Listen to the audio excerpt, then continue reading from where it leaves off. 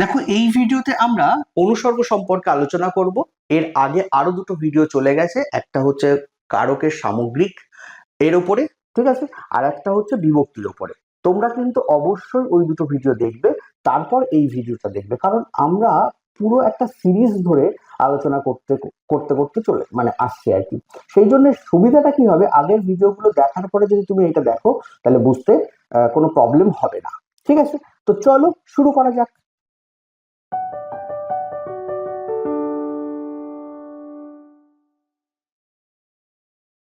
দেখো, আমি প্রথমে কিছু উদাহরণ নিয়ে সেই অনুসর্গ সংক্রান্ত বিষয় নিয়ে, ঠিক আছে, কিছু উদাহরণ তোমাদের দেখিয়ে দিই বাংলা অনুসর্গের ক্ষেত্রে। একটা হচ্ছে দুর্গা মূর্তির মুখের দিকে ফ্যাল ফ্যাল করে তাকিয়ে আছে, হাত দিয়ে দাবা খেলা আর পা দিয়ে ফুটবল।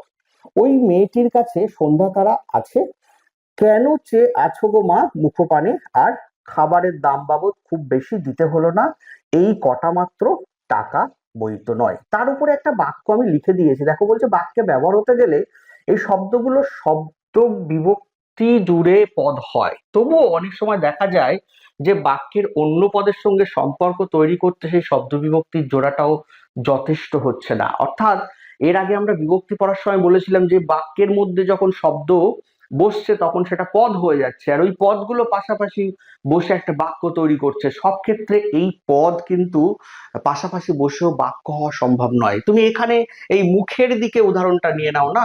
এখানে কি বলছে দেখো, মুখ যখন বলছি এর সঙ্গে কি হচ্ছে, এর বিভক্তি যুক্ত হয়ে যাচ্ছে। এবার তারপরে তুমি এই দিকেটাকে উঠিয়ে দাও, দিকেটা নেই, এরকম ভাবে ধরো যে এই দিকেটা নেই, তাহলে দুর্গা মূর্তির মুখের ফ্যাল ফ্যাল করে তাকিয়ে আছে, কেমন হচ্ছে বাক্যটা? কমপ্লিট হচ্ছে না। তাহলে তার জন্য আমার এই দিকেটা নিতে হচ্ছে। পরের উদাহরণে চলে আসো, হাত। এখানে হাত শব্দটার সঙ্গে কিন্তু শূন্য বিভক্তি যুক্ত আছে, হ্যাঁ, শূন্য বিভক্তি যুক্ত আছে, তারপরেও কিন্তু দিয়ে এইটা ব্যবহার করতে হয়েছে, দিয়ে শব্দটা ব্যবহার করতে হয়েছে। তা না হলে হাত দাবা খেলো আর পা দিয়ে ফুটবল, এরকম একটা বাক্য তৈরি হয়ে যাবে, সেটা কিন্তু শ্রুতিমধুর হবে না, তারপরে বাক্যটাও গঠন ঠিকঠাক হবে না। তার জন্য আমাদের এই দিয়েটাকে যোগ করতে হচ্ছে। তো এইখানে এরকম প্রত্যেকটা উদাহরণের ক্ষেত্রে তুমি এই বিষয়টা আরো বেশি বুঝতে পারবে। তো এই জন্য এই কথাটা বলার যে এই যে দিয়ে বা দিকে, কাছে, হ্যাঁ, বাবদ, বই, এই শব্দগুলো কিন্তু আলাদা করে বাক্যের মধ্যে বসছে এবং বাক্যটাকে পরিপূর্ণ করছে। এইগুলোই হচ্ছে অনুসর্গ বা অনুসর্গের উদাহরণ। ঠিক আছে, এটা নিশ্চয়ই বুঝতে পেরেছো প্রত্যেকে। এবারে চলো অনুসর্গের আমরা সংজ্ঞাটা দেখে নেব। কি বলছে দেখো, অনুসর্গের ক্ষেত্রে যেসব অব্যয় বিশেষ্য বা সর্বনাম পদের পরে ভিন্নভাবে বসে শব্দ বিভক্তির কাজ করে। এটা কি করছে? শব্দ বিভক্তির কাজ করছে বিশেষ্য বা সর্বনাম পদের পরে। ঠিক আছে, তাহলে এই বিশেষ্য বা সর্বনাম পদের পরে বসলে কিন্তু সেটা শব্দ বিভক্তি কাজ করছে, বসে শব্দ বিভক্তির কাজ করছে বলে এটা কি বলছে, অনুসর্গ।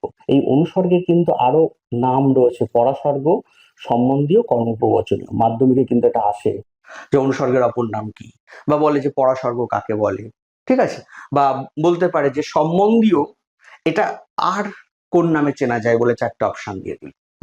তো এইগুলো কিন্তু মনে রাখতে হবে। আচ্ছা, এবারে আসো অনুসর্গের বৈশিষ্ট্যটা কি রয়েছে। দেখো, অনুসর্গ হলো বর্ণ বা বর্ণগুচ্ছ, এর নিজস্ব কিন্তু অর্থ আছে, মনে রাখতে হবে। বিভক্তির কিন্তু অর্থ ছিল না, এর নিজস্ব অর্থ আছে। কোন শব্দের পরে বসে, কোন শব্দের পরে কি করে, বসে, আর ওই শব্দের থেকে ওই শব্দের থেকে আলাদা হয়ে বসে। ঠিক আছে, আলাদা আলাদা হয়ে বসে। এইগুলো কিন্তু এর বৈশিষ্ট্য রয়েছে, মনে রাখতে হবে। ঠিক আছে, আর এরপরে আসো উদাহরণ, দ্বারা, কর্তৃক, বাদে, বিনা, হ্যাঁ, দিকে, বরাবর, এই সমস্ত গুলো কিন্তু কিসের, বাংলা অনুসর্গের উদাহরণ। আচ্ছা, এরপরে দেখো বাংলা অনুসর্গের দুটো শ্রেণীকরণ আমরা করেছি। দুটো শ্রেণীকরণ এখানে দেখাচ্ছি, এছাড়া আরো তিনটে শ্রেণীকরণ আমরা এর পরের স্লাইডে দেখাবো। এই দুটো শ্রেণীকরণটা কি, একটা শব্দজাত অনুসর্গ আর একটা হচ্ছে ক্রিয়াজাত অনুসর্গ। পরীক্ষায় কিন্তু দেয় শব্দজাত অনুসর্গের একটা উদাহরণ দাও, ক্রিয়াজাত একটা অনুসর্গের উদাহরণ দাও, বা অনুসর্গের ক্ষেত্রে বলতে পারে কাকে বলে শব্দজাত অনুসর্গ, আর তার একটা উদাহরণ দাও। ঠিক আছে, বাক্যের মাধ্যমে উল্লেখ করে দিল। উল্লেখ করো, এরকম কিছু বলতে বললো। দেখো শব্দজাত অনুসর্গটা কি বলছে, শব্দের সঙ্গে যে অনুসর্গ যুক্ত হয় তাকে শব্দজাত অনুসর্গ, শব্দের সঙ্গে বলছি কিন্তু। আর এই শব্দজাত অনুসর্গগুলি নাম, মানে কেউ কেউ বলছে নাম অনুসর্গ, আবার কেউ বলছে বিশেষ্য অনুসর্গ। কি নাম অনুসর্গ, আমি বলছিলাম নাম পদ, সেখান থেকে নাম, সেই নাম অনুসর্গ। আর কেউ কেউ বলছে বিশেষ্য অনুসর্গ, কারণ বিশেষ্যের সঙ্গে যুক্ত হচ্ছে, এটা মনে রাখতে হবে। আর এর উদাহরণ কি আছে, বিনা, জন্যে, কাছে, কারণে, অপেক্ষা, নিকট, মধ্যে, এগুলো সব কিন্তু শব্দজাত অনুসর্গের উদাহরণ। শব্দজাত অনুসর্গ একটা বাক্যের প্রয়োগ দেখাও যদি বলা হয়, তাহলে আমি এটা লিখে দিচ্ছি, সীতা বিনা আমি, সীতা বিনা, সীতা বিনা আমি যেন মণি হারা ফণি। ঠিক আছে, তাহলে এখানে দেখো বিনার ব্যবহার হয়ে গেল শব্দজাত অনুসর্গের ক্ষেত্রে। ঠিক আছে, আর এরপরে আসো ক্রিয়াজাত অনুসর্গ। ক্রিয়াজাত অনুসর্গ কাকে বলে দেখো, ধাতুর সঙ্গে যে অনুসর্গ যুক্ত হয় তাকে ক্রিয়াজাত অনুসর্গ বলে। আমি আগে একটা কথা বলেছিলাম এর আগের ভিডিওতে, যে ক্রিয়াপদের পদের মূল অংশ ধাতু। হ্যাঁ, ধাতুর কিন্তু আলাদা একটা চিহ্ন আছে। হ্যাঁ, কর, দেখ, খা, যা, পা, এগুলো সব কিন্তু ধাতুর উদাহরণ। এবারে এই বলছে এই ধাতুর পরে যখন অনুসর্গ যুক্ত হয়, ধাতুর পরে কি হয়, অনুসর্গ যুক্ত হয়, তাকে বলছে ক্রিয়াজাত অনুসর্গ। আর ক্রিয়াজাত অনুসর্গের উদাহরণ কি আছে, করে, চাইতে, হ্যাঁ, থেকে, দিয়ে, হইতে, ধরিয়া, লাগিয়া, এই সমস্ত গুলো হচ্ছে কি ক্রিয়াজাত অনুসর্গের উদাহরণ। আচ্ছা, এবারে আসো আরো তিনটে শ্রেণীকরণ আমি তোমাদের দেখাবো। সেটা হচ্ছে কি দেখো, এটা হচ্ছে তুমি শব্দ ভান্ডার বেসিস বলতে পারো, কোথা থেকে এই শব্দগুলো আসছে তার উৎসজাত বলতে পারো। ঠিক আছে, সেটা কি বলছে দেখো, সংস্কৃত একটা উপসর্গ আছে, একটা আছে তদ্ভব দেশি অনুসর্গ, সংস্কৃত অনুসর্গ, হ্যাঁ, তদ্ভব দেশি অনুসর্গ আর বিদেশি অনুসর্গ। সংস্কৃত অনুসর্গের মধ্যে কি কি রয়েছে দেখো, দ্বারা, কর্তৃক, ব্যতীত, দিকে, ন্যায়, নিমিত্ত, যেগুলো সংস্কৃত থেকে সরাসরি বাংলা অনুসর্গের ভান্ডারে ঢুকেছে আর কি, শব্দ ভান্ডার নেই, অনুসর্গের ভান্ডারে ঢুকেছে। হ্যাঁ, পশ্চাৎ, সমীপ, অভিমুখে, হ্যাঁ, ইত্যাদি হচ্ছে সংস্কৃত অনুসর্গ। আর বাংলা অনুসর্গের মধ্যে আরেকটা ভাগ হচ্ছে কি তদ্ভব এবং দেশি অনুসর্গ। এখানে বিনা, তরে, মাঝে, সঙ্গে, ছাড়া, আগে, পাশে, কাছে, শুদ্ধ, হ্যাঁ, মম, এই সমস্ত গুলো শব্দ হচ্ছে কি তদ্ভব অনুসর্গ। আচ্ছা, তদ্ভব অনুসর্গের ক্ষেত্রে দেখো কি বলছে, যে শব্দগুলি, মানে তদ্ভব সংজ্ঞাটা দিয়েছে আসলে, শব্দগুলি সংস্কৃত ভাষা থেকে প্রাকৃত অপভ্রাংশের মধ্যে দিয়ে বিবর্তিত হয়ে বাংলা ভাষায় শব্দ ভান্ডারে প্রবেশ করছে, বাংলা ভাষার শব্দ ভান্ডারে প্রবেশ করছে, তাকে তৎভব শব্দ ভান্ডার বলছি। মানে সংস্কৃত থেকে পরিবর্তন হয়ে প্রাকৃত, তার থেকে পরিবর্তনে অপভ্রাংশ, এবং তারপরে গিয়ে হচ্ছে কি বাংলা, এইটা যখন হচ্ছে তখন সেটা তদ্ভব শব্দ। ঠিক আছে, এই তদ্ভব এটা গেল।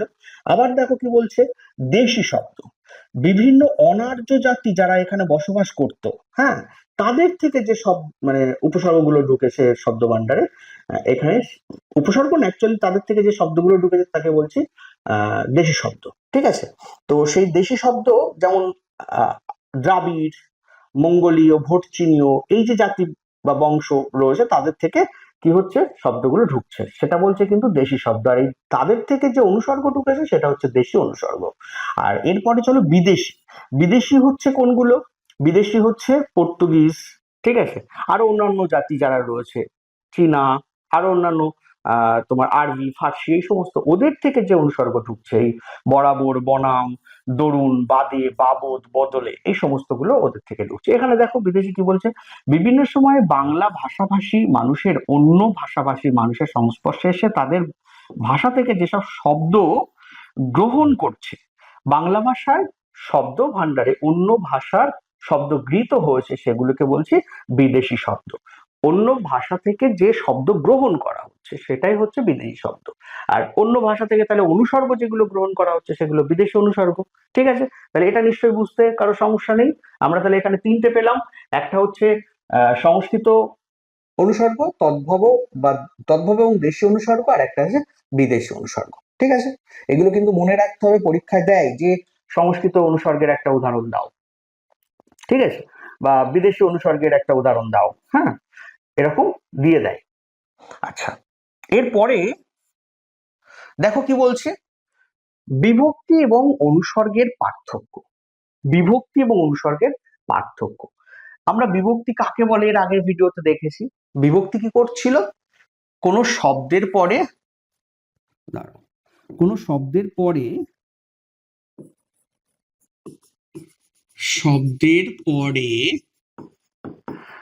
ওই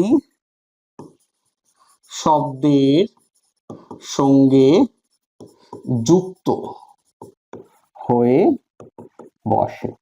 এর উদাহরণ কি আছে? এর উদাহরণ আছে র, এর, হ্যাঁ, তারপরে কে, অন্তস্থ, তে, এগুলো সব কিন্তু কি আসছে, বিভক্তি। আর অনুসর্গ একটু আগেই বললাম, হইতে, থেকে, চে, বিনা ইত্যাদি এরকম রয়েছে। দেখো এবার পার্থক্যটা দেখে নিই আমরা। হ্যাঁ, কি বলছে, বিভক্তির নিজস্ব কোনো অর্থ নেই, কিন্তু অনুসর্গের নিজস্ব অর্থ আছে। বিভক্তি কোনো পদ, মানে কোনো পদই নয়। অনুসর্গ এক ধরনের অব্যয় পদ। আমরা যে পদ বলি, 5 প্রকার, বিশেষ্য, বিশেষণ, সর্বনাম, অব্যয়, ক্রিয়া, সেখানকার এই অব্যয় পদ কিন্তু অনুসর্গ। আচ্ছা, বিভক্তি পদের সঙ্গে যুক্ত অবস্থায় থাকে, আর অনুসর্গ পদের পরে আলাদাভাবে বসে। বিভক্তির ক্ষেত্রে কারক ও ক্রিয়ার কাল চিহ্নিত করে, বিভক্তি কারক এবং ক্রিয়ার কাল চিহ্নিত করে, ঠিক আছে, কিন্তু অনুসর্গ কিন্তু ক্রিয়ার কাল চিহ্নিত করে না। আর বিভক্তি শব্দ ও ধাতু উভয়ের সাথে যুক্ত হতে পারে, শব্দ এবং ধাতু, বিভক্তি মনে রাখবে। অনুসর্গ শুধুমাত্র পদের পরে বসতে পারে। হ্যাঁ, শব্দজাত অনুসর্গ বা ক্রিয়াজাত অনুসর্গ যখন বলছি, কিন্তু সেটা সব পদের পরে। আর এখানে কিন্তু শব্দ এবং ধাতু উভয়ের সঙ্গে যুক্ত হয়ে যাচ্ছে, এটা আলাদাভাবে বসছে, মনে থাকবে। মূল হচ্ছে দুটো কিন্তু বাক্যটাকে গঠন করতে সাহায্য করছে। সম্পর্ক যদি বলি, এটাও বাক্য গঠন করতে সাহায্য করছে, ওটাও সাহায্য করছে, এবং এটা হচ্ছে যুক্ত অবস্থায় বসছে, ওটা আলাদাভাবে বসছে, পদের পরে আলাদাভাবে বসছে। ঠিক আছে, তো এই হচ্ছে বিভক্তি এবং অনুসর্গের পার্থক্য। তো এই ছিল আজকের ভিডিও। কেমন লাগলো তোমরা অবশ্যই জানাবে, হ্যাঁ, কমেন্ট করে। আর তোমাদের অন্য কোনো টপিকের উপরে যদি কোনো ভিডিও প্রয়োজন হয়ে পড়ে, তোমরা অবশ্যই কিন্তু আমাদেরকে কমেন্ট করে জানাবে। আমরা চেষ্টা করব ওই টপিকের উপরে ভিডিও দিতে। আর এইখানে আর একটা কথা বলে রাখি, আমরা কিন্তু নবম, দশম, একাদশ এবং দ্বাদশের সমস্ত, এর পাশাপাশি একেবারে 5 to 12 পর্যন্ত সমস্ত টপিকের, বিশেষ করে বাংলার ক্ষেত্রে আমরা কিন্তু ভিডিও দেব, ঠিক আছে। তাই অবশ্যই ইউটিউবটাকে সাবস্ক্রাইব করে রাখো তোমরা, এবং যদি কেউ ফেসবুক থেকে আমাদের দেখে থাকো, তাহলে ফেসবুকটাকেও ফলো করে রাখো, কারণ কি ওখানেও কিন্তু এই প্রত্যেকটা টপিকের ডিটেলসে ডিসকাস আসতে চলেছে। তো আজ এই পর্যন্ত, দেখা হচ্ছে নতুন ভিডিওতে নতুন টপিক নিয়ে।